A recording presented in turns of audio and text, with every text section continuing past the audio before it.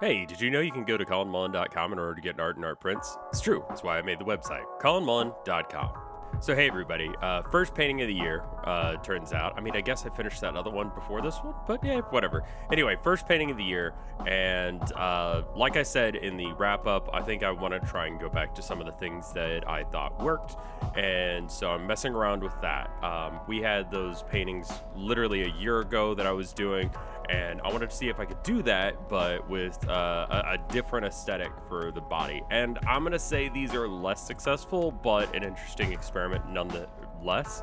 Like, this painting's not bad. It's just I feel like the other ones were better and were more emotive than this one is. And this was an interesting experiment. It was good to try, but it didn't come out the way I wanted it to. Still a good painting.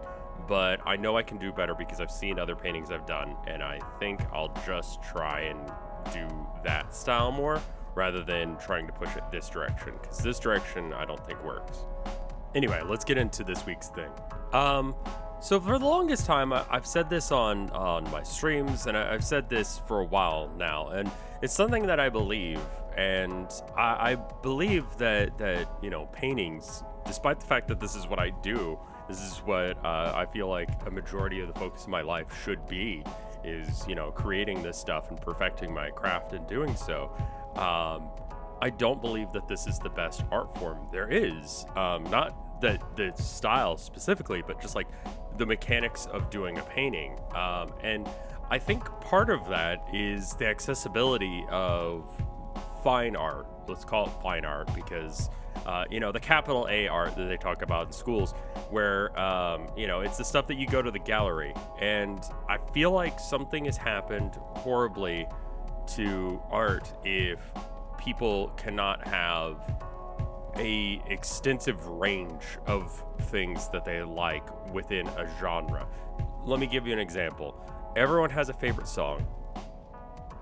Everyone's favorite painting is probably something by Da Vinci or maybe Van Gogh, but it's never going to be someone who's more contemporary, unless if it's like, oh, I saw one of his works once and it was pretty cool. Like, modern stuff is very, very dense. It requires a lot of knowledge of art, and I feel like that makes it inaccessible to most people. I think that the songs and the stuff that I enjoy the most outside of art are the stuff that I connect with at an emotional level very directly and very quickly. When the stuff in the galleries is so incredibly abstract, so incredibly outside that that it becomes bizarre, then it becomes difficult to interact with, and you feel stupid for not being able to understand it. Someone's expressing their feelings on something and you don't get it. You don't get it because you're not cultured enough. That's the implication on all of this.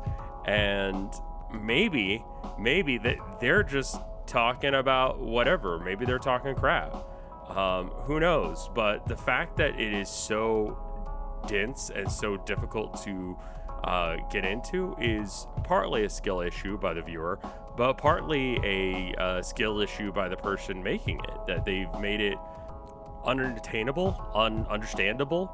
I talked about in that recent video, I'm a Coward, my own personal hangups in sharing everything and how I need to get past that, and how I feel like that's a fault of myself, that it is not easily understandable and easily to understand and get and be able to, interact with in that way. And I don't think that a lot of artists in the fine art area are concerned about that connection at all. And maybe that's not their prerogative. Maybe that's not where they're going with their art. But I think that we've gotten to a point where there's a lot of stuff in the galleries that just does not connect with people, and that people feel ashamed to admit that means that we've got this culture around art to the point where people aren't able to enjoy it, and instead it feels like a test to see if they're human, a test to see if they're smart, and that's bad. I want to see more art that has immediate impacts on people. Either it becomes something that they enjoy because of the just beauty of it, how disgusting it is. They enjoy it because of how it hits a certain emotion that they felt before, or maybe allows them insight into something that didn't understand. But when you need a doctorate in art in order to even have a comprehension of what's going on, you've gone outside of really making art for everyone, and you're making it for people who have extensive knowledge in art, and that is not a big group of people. I mean, I guess that's a market you could target, but just it seems like to me that you've completely lost the thread. That to me, I would love for people to have favorite paintings and favorite songs, and I want them to be different. I want people to have different experiences and be able to talk about their place in the world as it is, freely and openly, and being able to like experience stuff. That's cool. That's great. I don't feel like a lot of the stuff in galleries nowadays really hits that mark, and that's kind of the reason that I feel like that maybe music is a more I guess pure art form. It's just been something I've been thinking about for a while, and I want to see what you guys think about it. I think I've talked about it to some degree in the past, but I just want to hear what you guys think. Why do you think that people don't have a favorite piece of art? In the same way that if I asked you what is your favorite song, you'd have like 8 different answers for me, and you'd have to hum and haw about it for a while. And this is from people who think about art all of the time, and think about this kind of stuff. That's what I'm trying to hope that you are. That you have that range, that you're thinking about art beyond just the pure aesthetics of it. Anyway, I need to thank the people on patreon.com/RevScarecrow. If you want to join them, you can do so. There's a link down in the description.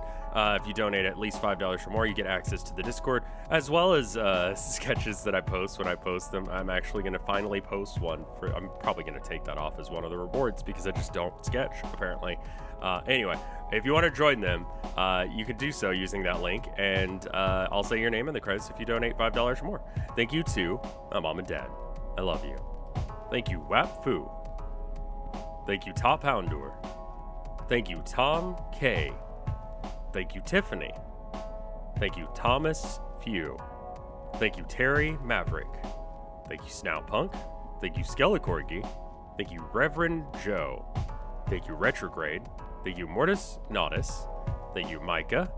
Thank you, Maliciousness. Thank you, May. Thank you, Los Nevada. Thank you, Kayla Hollinger. Thank you, Gala. Thank you, Gabriel Bennett. Thank you, Dragon. Thank you, Chiptune Glitch. Thank you, Bubba Fair. Thank you, Blake. Thank you, Bep. Thank you, BD648. Thank you, Amber. Thank you, Alpha Lesbian. Thank you, Acrobus. And thank you, ants!